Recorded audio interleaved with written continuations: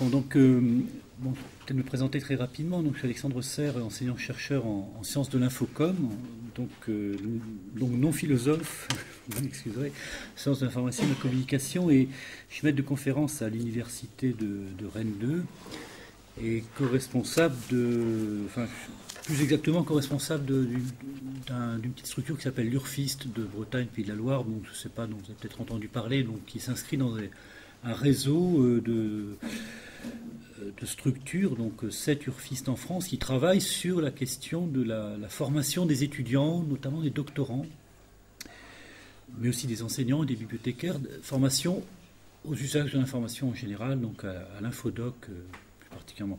Donc les urfistes sont très très engagés sur le terrain universitaire de la formation on appelle ça la formation des usagers, j'aime pas trop ce terme, enfin bon c'est le terme utilisé, à l'usage, aux outils des techniques de l'information. Bon, par ailleurs, je travaille aussi au sein d'une équipe nationale de recherche qui s'appelle l'ERT, équipe régionale, équipe de recherche en technologie éducative, culture informationnelle et curriculum documentaire, donc une équipe d'une vingtaine d'enseignants-chercheurs doctorants, dont plusieurs sont membres ici, et qui travaille un peu sur la définition d'une part de cette culture informationnelle, qui nous occupe beaucoup, du curriculum documentaire, bon, la question de la formalisation justement des apprentissages, mais ça j'y reviendrai aussi rapidement, et surtout ce duopole finalement entre la culture informationnelle spontanée, telle qu'elle émerge dans les usages des jeunes, qui sont observés par plusieurs équipes, et d'une culture informationnelle plus formalisée, donc versant, disons, éducatif. Donc nous, au sein de cette équipe nationale, dont on s'est encore réunis hier à Lille pour faire le point sur nos travaux, donc nous, on a fondé sur Rennes un petit groupe de recherche qui s'appelle le GRCDI, groupe de recherche sur la culture et la didactique de l'information, dont mes collègues sont donc Pascal et Ivana, qui se sont réfugiés au fond, sont membres, ainsi qu'Olivier Ledeuf. Donc je voulais remercier d'abord, enfin j'aurais dû commencer par remercier donc très très chaleureusement donc Julien Gauthier, Bernard Stiegler de cette invitation. Bon, pour deux raisons. D'une part parce que on suit, enfin moi personnellement je suis vos travaux depuis très très longtemps et c'est une source d'inspiration extrêmement précieuse, et d'autant plus que ça nous a énormément aidé à élaborer une vision de la culture informationnelle très proche de la vôtre. Et je suis très frappé, en entendant tous les exposés depuis ce matin, de la convergence. Et je vais même être peut-être parfois redondant avec ce qu'a dit Julien, puisqu'il y a une convergence assez totale entre nos visions. Alors, avant de présenter ma propre conception de la culture informationnelle, je vais peut-être resituer un peu cette notion, bon, qui est un peu un mot valise, un mot passe-partout, bon, sur lequel il y a beaucoup de définitions, beaucoup de problèmes aussi. Il faut savoir que c'est un mot qui a été une sorte de traduction française sans doute vous le savez, de information literacy, qui est une expression anglaise un peu intraduisible en français, très difficile à traduire en français du moins, et l'information literacy, ça a été en fait traduit pendant des années par maîtrise de l'information. Mais c'était une traduction possible. Bon, alors les Québécois, ce qui est intéressant de noter, c'est que les Québécois, ils ont traduit d'emblée l'information literacy par culture de l'information, ce qui n'est pas tout à fait la même chose que la maîtrise. Bon. Et ce qui est intéressant, c'est qu'en France, on voit une évolution très très nette, à la fois de la terminologie et de l'approche de cette notion. Et pour dire vite, on passe de la maîtrise à la culture de l'information, et ce n'est pas seulement une évolution terminologique, c'est vraiment un changement peut-être de paradigme, enfin ça l'avenir nous le dira, je ne sais pas, mais il y a vraiment une évolution très nette. Alors si on regarde la brève histoire, sans entrer dans les détails de cette notion, qui est quand même trentenaire, bon elle est née en 74, donc ça fait déjà un petit moment, on voit, de façon très sommaire, on voit deux choses. Il y a trois dimensions, disons, très très nettes, dans cette culture de maîtrise de l'information, et il y a un phénomène d'institutionnalisation progressive. Triple dimension, il faut savoir qu'au départ, l'idée de maîtriser l'information s'est apparue dans les entreprises, en 1974, et pas dans les bibliothèques. Ce qu'on oublie souvent, pour la maîtrise de l'information, c'est souvent assimilé aux bibliothèques, mais c'est né dans le monde de l'entreprise, et c'est né avec l'idée ça désignait l'ensemble des compétences informationnelles des futurs travailleurs du savoir. Donc un objectif très sociétal d'emblée. Ça a été ensuite repris très très vite et développé dans le monde des bibliothèques universitaires. Et là, les bibliothèques sont devenues le terrain de prédilection de cette maîtrise de l'information. Et il y a eu une troisième dimension qui est la dimension politique ou citoyenne qui est née presque en même temps, en 1976, je crois. Donc une vision citoyenne sur la notion. Donc une triple dimension économique, bibliothéconomique, citoyenne qu'on retrouve toujours aujourd'hui. Alors Olivier travaille beaucoup là-dessus sur cette généalogie des discours de l'information literacy parce que c'est très intéressant de voir comment s'entremêlent ces différentes conceptions, ces différentes visions. Alors deuxième observation à faire très très rapidement, c'est une institutionnalisation progressive, c'est-à-dire que et Divina l'a très très bien rappelé, de plus en plus d'organisations politiques, gouvernementales se sont emparées de cette notion, l'UNESCO, l'IFLA, la Commission européenne, les ministères, etc., et l'ont intégré dans les socles de connaissances, etc. Donc il y a eu vraiment une institutionnalisation, et moi je dirais aussi une certaine idéologisation. Très très vite, on voit bien, au départ c'était une des 5 habiletés essentielles pour pouvoir intégrer le marché du travail dans l'avenir, donc cette idée de compétence. Après, c'était la condition de survie et de succès de la société de l'information. Donc là, on est quand même tout à fait dans l'idéologie. Ça a été assimilé à la formation tout au long de la vie, ça c'est très net aussi. Et puis, c'est devenu aussi un des droits humains de base dans le monde numérique. C'est vrai que Divina parlait d'un nouveau droit de l'homme. On pourra en discuter, je ne sais pas. Mais sans me prononcer pour ou contre, on peut constater quand même une certaine idéologisation qui va dans le sens, du moins dans les institutions, dans le sens d'un discours de l'adaptation. Et nous, c'est un petit peu contre ça qu'on s'élève, c'est-à-dire une dimension un peu, il faut former à l'information pour s'adapter à la société de l'information. On est vraiment dans la tautologie, et ça, c'est un discours d'adaptation extrêmement fort, extrêmement prégnant, qui est vraiment dominant et contre lequel nous, notamment mes collègues et moi, nous sommes assez opposés. Et donc là, on peut relever cette convergence et même cette congruence, notamment entre les deux expressions de société de l'information et maîtrise de l'information. Alors la culture, ce qui est intéressant, c'est que la culture informationnelle, on peut l'analyser à travers les deux catégories de rupture et continuité. Continuité parce qu'elle vient de là. La culture informationnelle, ça vient d'information literacy. On ne va pas refaire l'histoire et c'est très très net. Et elle s'inscrit dans cette continuité et elle est toujours dominée très fortement par une dimension documentaire extrêmement forte, prégnante, un modèle des compétences, notamment dans les bibliothèques, la formation des usagers, etc. Et c'est aussi une rupture parce que quand on passe de la maîtrise à la culture, on fait un saut, on passe des compétences procédurales, des habiletés d'information à quelque chose d'autre, à de la culture. Et donc là, il y a vraiment on assiste actuellement, on est en plein dedans, nous en sommes nous-mêmes les acteurs, donc c'est un peu difficile d'être observateur et acteur, mais on voit très nettement que depuis 3-4 ans, la culture informationnelle devient un champ de recherche, une problématique de recherche qui donne lieu à beaucoup de travaux. Il y a beaucoup de visions, d'approches, de définitions de cette culture informationnelle. C'est une notion qui n'est pas du tout stabilisée.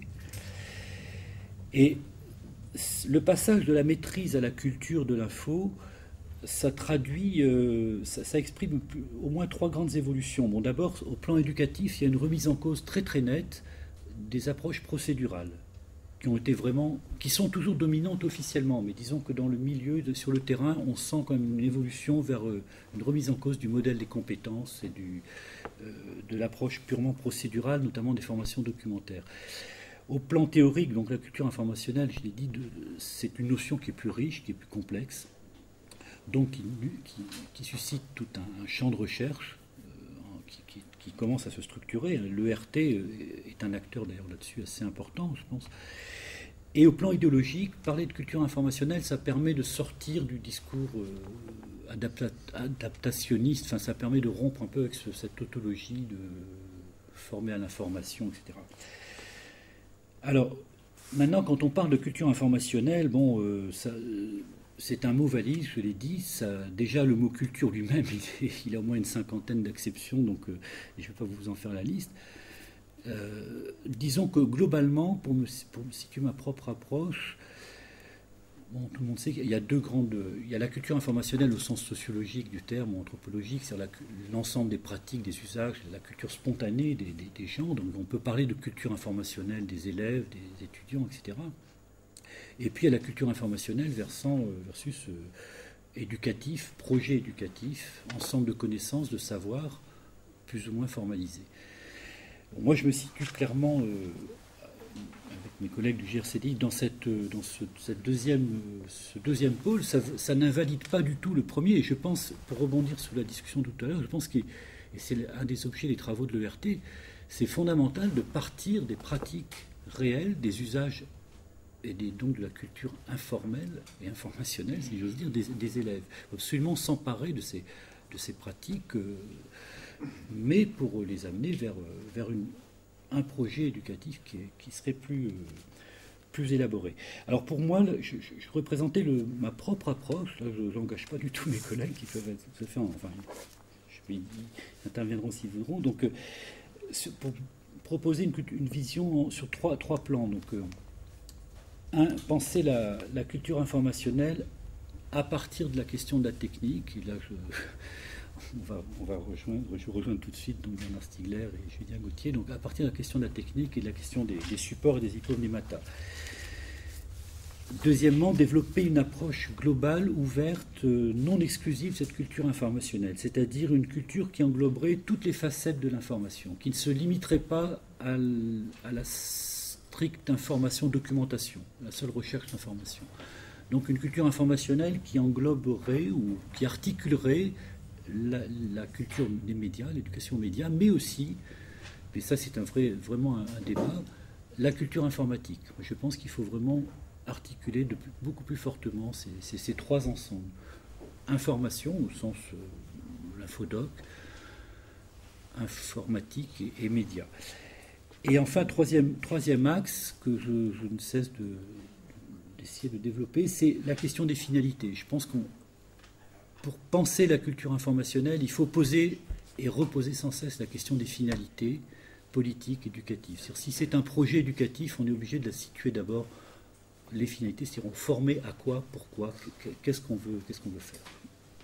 Et là, ça permettrait de sortir du discours de l'adaptation, donc pour avoir un vrai projet politique, et c'est là-dessus qu'on est le plus en manque, je dirais, et où là, il y a une urgence très très nette dans ce séminaire et le témoin. C'est-à-dire qu'il n'y a pas de projet politique éducatif actuellement. On a tous nos idées là-dessus, bien sûr, mais il n'y a clairement pas de projet politique. Et je pense qu'il faudrait creuser les présupposés des finalités. Parce que tout le monde est d'accord pour dire qu'il faut former à l'esprit critique, il faut former des citoyens éclairés. Bon, certes, mais on ne discute pas assez des présupposés qu'il y a derrière tout ça. Et je pense que ça, c'est une question, la question des finalités qui dépasse la culture informationnelle, d'ailleurs. Mais disons, moi, j'essaie de poser la culture informationnelle dans cette question des finalités. Et il y a une quatrième question que je ne développerai pas, faute de temps, mais qui est tout à fait importante, c'est la question des contenus didactiques. Le GRCDI, il y a le D également, de la didactique, c'est-à-dire qu'on travaille beaucoup, notamment Pascal et Ivana, travaille énormément, on a travaillé ensemble aussi sur la délimitation des contenus, des notions, des savoirs, donc des premières formalisations de ce qui peut être enseigné. Avec la question, enfin je reviendrai sur l'objection qu'Alain Giffard a fait ce matin, que j'ai trouvé absolument passionnante sur l'illusion élémentaire, ça m'interpelle beaucoup. Donc alors je développerai rapidement donc ces trois axes en insistant en fait sur le premier, la question de la technique. Donc, poser la question de la culture informationnelle à partir de la question de la technique, pour moi, ça implique en gros trois choses. Il y a trois sortes de questionnements imbriqués. Penser les supports, penser le numérique, penser les contradictions entre l'école et le numérique. Et là, bon, je vais reprendre des choses qui ont été dites et beaucoup mieux par d'autres, par Bernard Stiegler ou par Julien Gauthier. Je vais les reprendre rapidement. Donc, penser la culture informationnelle à partir de la question de la technique, c'est déjà remettre la question des supports, des hypomnématas au centre. Je vais peut-être pas trop insister parce que vous en avez parlé beaucoup mieux que moi ce matin, mais je pense que c'est vraiment fondamental.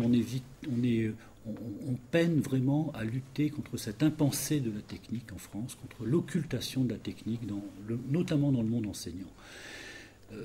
Et là, je pense que c'est vraiment un véritable défi dont on a parlé beaucoup et qui est posé très concrètement.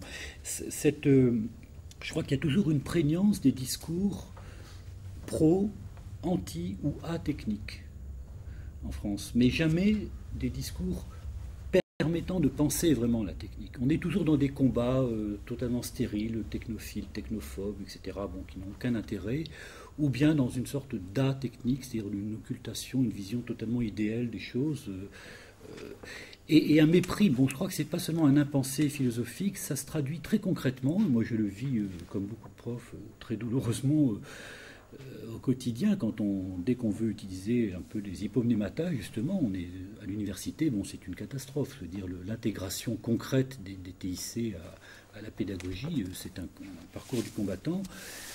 Et même l'intégration des formations pratiques au TIC dans certaines universités de sciences humaines, notamment, c'est vraiment on est là, on voit très concrètement des traces de ce mépris de la technique, je crois. C'est-à-dire qu'il y a beaucoup de filières de sciences humaines qui refusent de former les étudiants à simplement un usage un peu élaboré des TIC. Donc ça a à voir quand même avec cette impensée de la technique.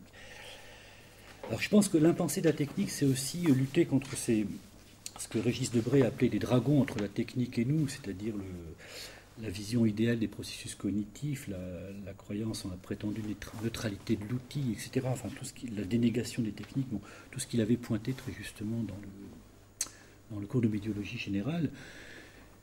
Et donc là,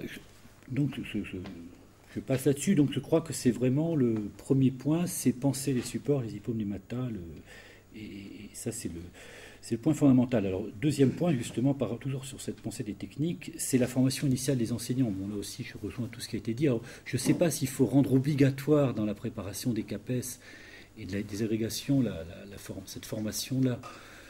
Enfin, sur le plan du principe, je suis d'accord, mais je ne vois pas trop encore pour l'instant comment on pourra le faire passer dans les actes, parce que là, c'est vraiment une révolution extrêmement profonde. Mais c'est sûr que tout commence par la formation des enseignants, et je dirais pas seulement la formation à la pensée des supports, mais une formation à la culture technique, tout simplement. Moi, je suis frappé d'une chose, c'est d'une grande inculture technique du corps enseignant. Je parle de culture technique au sens de Simondon, c'est-à-dire de compréhension des schèmes de la technique, pas seulement de l'utilisation. Bon, bien sûr, tous les profs savent utiliser l'ordinateur, c'est pas le problème, mais il y a vraiment une inculture quand même technique, une inculture informatique assez générale, et qui est un handicap, qui est vraiment un handicap. Et culture technique insuffisante des enseignants et aussi des élèves, parce que je pense que là-dessus, il y a beaucoup d'illusions sur la facilité technique des digital natives. Donc, premier axe, donc penser les supports. Deuxième axe, penser le numérique. On en a beaucoup parlé aussi, je ne vais pas trop détailler. Simplement, qu'est-ce que ça veut dire? Ça veut dire surtout, pour moi, c'est surtout penser la logique du numérique. Penser la logique du numérique, voir en quoi le numérique, au sens de la numérisation générale des traces, des signes, etc., quelle est sa logique d'outil, pour reprendre une expression médiologique. La médiologie a été également une source d'inspiration très, très, très, très forte, je trouve. Quelle est la logique d'outil du numérique? En quoi le numérique est radicalement différent de l'imprimé? Alors, ce n'est pas un questionnement nouveau, là j'enfonce une porte ouverte, mais la grande difficulté, je crois, c'est de faire la différence entre, je dirais, la part contingente des usages et la part irréductible. Je veux dire par là que bon, si je prends l'exemple de l'explosion de la pratique du copier-coller chez les étudiants, etc., c'est un usage ou un mésusage, on va dire, plutôt, qui est attesté partout. Bon. Est-ce que on ne peut pas dire que ce soit qui relève de la logique du numérique?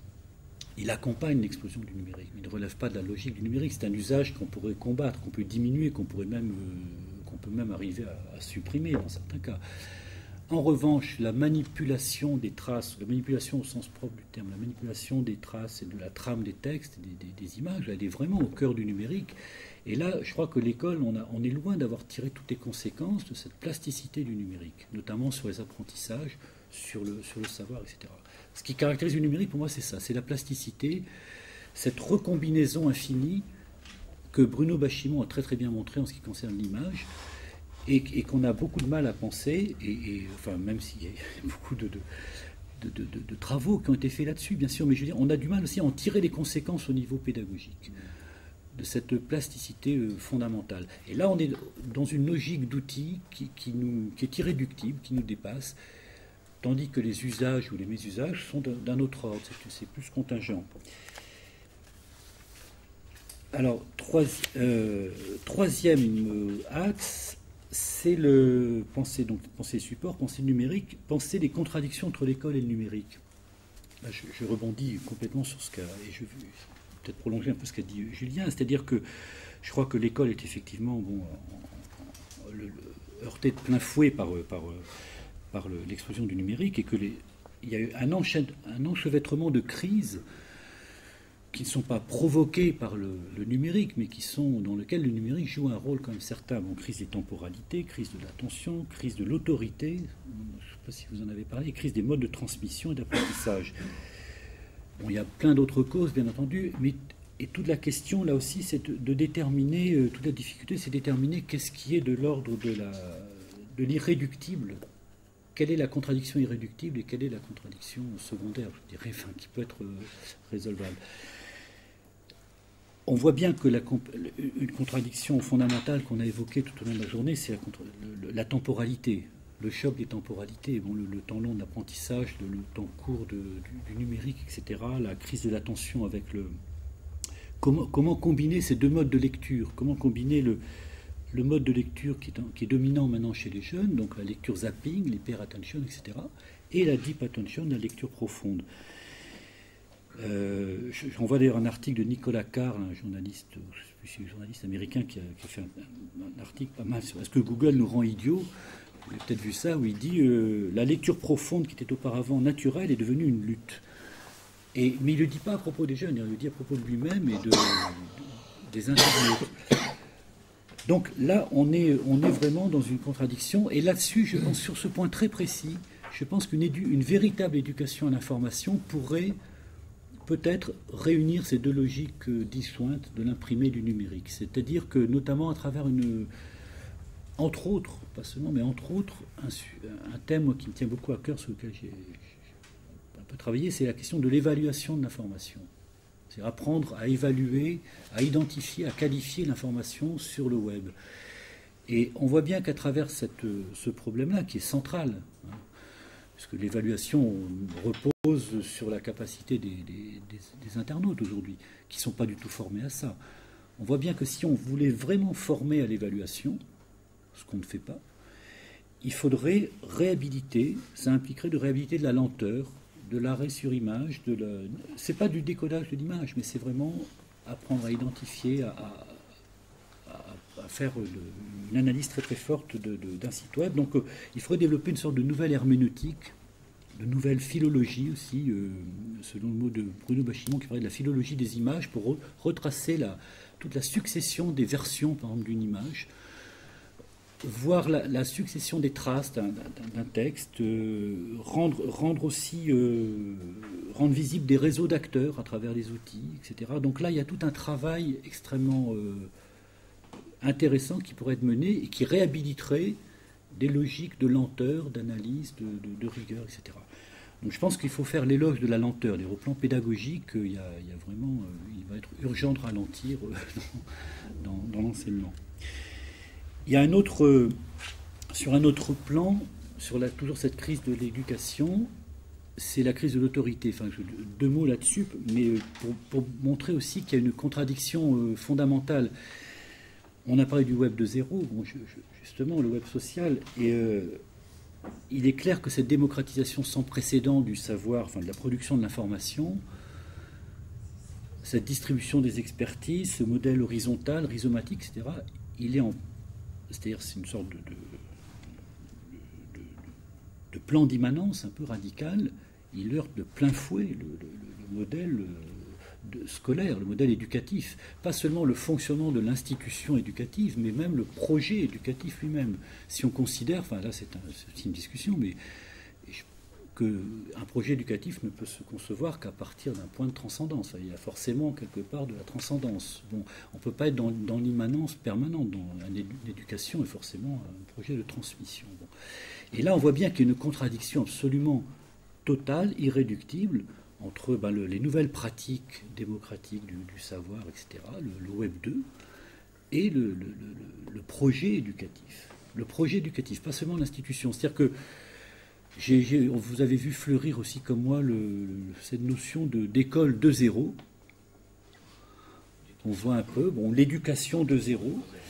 Alors c'est peut-être un slogan, c'est peut-être intéressant, mais c'est peut-être un des oxymorons un des nouveaux oxymorons qui est fleuri sur Internet, parce que c'est une contradiction totale. Je veux dire, l'école ne peut pas être de zéro. Et c'est un débat qu'il faut avoir aussi au sein des acteurs de la culture informationnelle, parce qu'il y a beaucoup de gens qui sont partisans de l'introduction des TIC, etc., qui parlent de ça, d'une école de zéro. Mais jusqu'à quel point l'école ou l'institution peut devenir un monde en réseau où il y a une sorte d'égalité entre les enseignants, les élèves, etc. Bon. Là, il y a moi, il me semble, je crois voir sans être un nostalgique du tout de Jules Ferry, c'est pas ça, mais je crois qu'il y a une contradiction vraiment fondamentale entre le projet éducatif et les nouvelles formes de web. Là, je fais juste une référence à Hannah Arendt, dont j'ai pris une citation sur Scolé, justement, qui disait donc, dans le monde moderne, le problème de l'éducation tient au fait que par sa nature même, l'éducation ne peut faire fi de l'autorité ni de la tradition, et qu'elle doit cependant s'exercer dans un monde qui n'est pas structuré par l'autorité ni retenu par la tradition. Alors elle disait ça, je ne sais plus, dans l'éducation moderne, je ne sais plus en quelle année, enfin c'était dans les années 60. Donc c'est des mots qui prennent une résonance encore plus forte, je crois, aujourd'hui. Donc voilà, question de la technique, question des supports, pensée du numérique, pensée des contradictions, affronter les contradictions entre le numérique et l'école, c'est-à-dire voir aussi ce qu'elles ont de fondamentalement perturbant, y compris quand on s'empare du numérique. Et ça, c'est le premier grand axe. Le deuxième grand axe, je vais plus vite, c'est ce que j'appelle la translittératie, c'est-à-dire donc la formation globale à l'ensemble des compétences et des cultures informationnelles, informatiques et médiatiques. Je crois qu'on est face à une hybridation des pratiques. Il faut prendre en compte cette hybridation. Il faut penser la convergence des cultures, mais il faut aussi garder présent à l'esprit les différences épistémiques profondes entre l'informatique et les médias. Bien sûr, il ne s'agit pas de tout mélanger non plus. La dernière grande question, c'est celle des finalités. J'en ai reparlé un petit peu, juste pour dire qu'il faut sortir du discours adaptationniste. Et pour conclure, donc, je ne vais pas abuser du temps, donc pour conclure, je résumerai aussi par une formule. Alors, Divina parlait des 3 P, moi j'ai la formule des 3 R que j'utilise souvent et qui est une formule qui est commode parce que ça permet de synthétiser les choses, mais qui vise à proposer une approche équilibrée, qui essaie de tenir 3 choses à la fois. Réaliser, 3 R, c'est ça, réaliser, réfléchir, résister. Ça veut dire quoi? Ça veut dire s'approprier, diffuser les savoirs et former à une sorte de résistance ou de recul critique. Alors je reprends rapidement. Donc la réalisation, c'est développer la culture technique au sens premier du terme, c'est pas seulement de la compréhension, mais aussi de l'appropriation concrète. Et là, je rejoins complètement tout ce qui a été dit sur la nécessité non seulement de créer des outils, bien sûr, mais de former, non pas à l'utilisation des outils, mais d'élever le niveau d'usage des outils. Moi, je crois que ce qui est frappant, c'est là quand même une certaine pauvreté d'usage des outils numériques par les étudiants et par les lycéens. Sans compter qu'il ne faut pas non plus... il ne faut pas s'exagérer la compétence informatique. Chez les étudiants, moi je vois, chez les étudiants ne sont pas tous des digital natives, et il y a énormément d'étudiants qui sont très mal à l'aise encore avec l'ordinateur. Donc il y a un travail de formation pratique, d'appropriation pratique. et surtout d'élever les niveaux d'usage, c'est-à-dire d'apprendre à aller plus loin avec les moteurs de recherche, d'apprendre à utiliser des outils de cartographie de l'information, des outils d'analyse, de text mining, etc. Bon, là, il y a tout un chantier, je trouve, qui est immense, que l'école n'a pas encore fait, ou très marginalement. Donc une appropriation technique. Deuxième ère, la réflexion, ça veut dire mettre l'accent sur les savoirs, sur les connaissances, sur les notions. C'est-à-dire que là, ça ouvre un peu, ce deuxième ère, il ouvre sur le champ des sciences et des savoirs de la communication, de l'information, de la documentation, etc.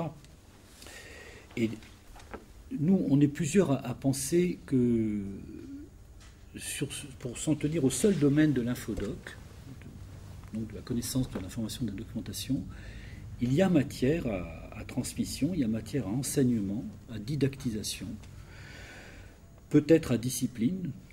Bon, ça c'est une question qui est ouverte, qui est en cours, qui fait beaucoup de débats dans le milieu des anciens documentalistes.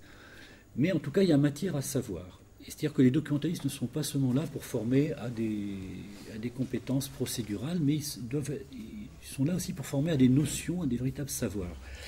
Alors,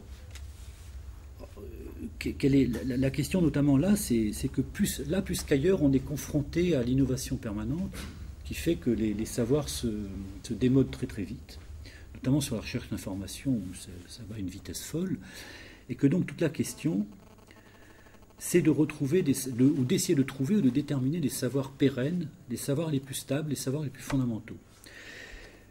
Je prends juste l'exemple de l'indexation dont Bernard Stiegler a parlé. Je crois que les modalités de l'indexation, elles ont déjà changé, elles vont encore changer en 10 ans. Bon, on ne sait pas ce que, notamment avec le web sémantique, ça va encore beaucoup bouger.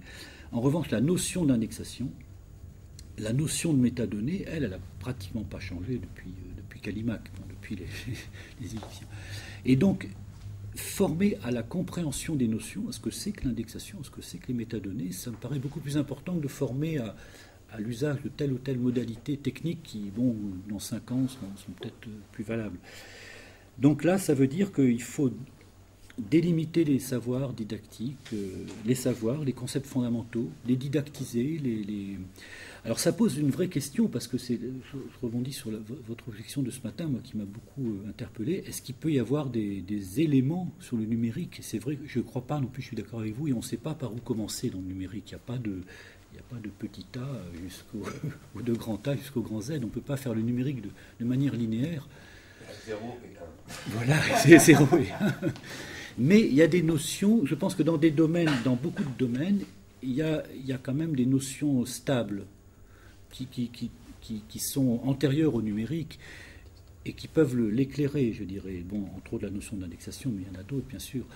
La notion d'auteur, en infodoc, on en a identifié, on a fait tout un travail avec Ivana et Pascal là-dessus. Et Pascal et Ivana ont fait eux-mêmes un dictionnaire didactique de l'information, de la documentation qui est en ligne, où ils ont identifié comme un bon paquet de notions fortes.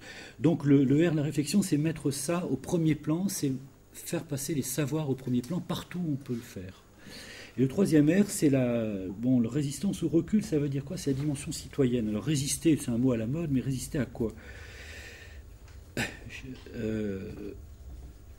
En fait, résister aux outils, à l'information et au numérique. C'est-à-dire que je pense qu'il faut à la fois former contre et contre, comme dit souvent Jean-Max. Donc, formation critique aux outils, là on voit bien que le champ est immense aussi, parce que déconstruire Google, apprendre à maîtriser ses traces, apprendre à être vigilant par rapport au ranking des moteurs de recherche.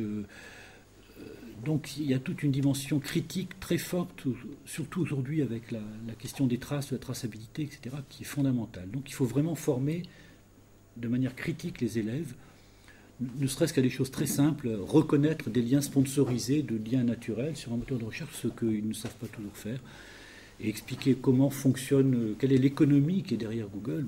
Donc il y a toute cette dimension.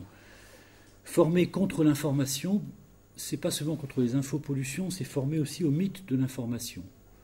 L'illusion de la transparence, tous les mythes de Google, l'idéologie de Google, qui veut organiser toute l'information du monde, la confusion entre l'information et la connaissance, etc. Donc là, je crois qu'il y a il y a une dérive qu'on voit très bien du tout informationnel contre lequel il faut vraiment résister. Et résister au numérique, ben, c'est un petit peu résister au ravage, enfin, disons, ce que vous dénoncez très bien, la calculabilité généralisée, c'est-à-dire le mythe, le mythe cybernétique, finalement, de rendre tout calculable. Alors que tout n'est pas calculable, et fort heureusement.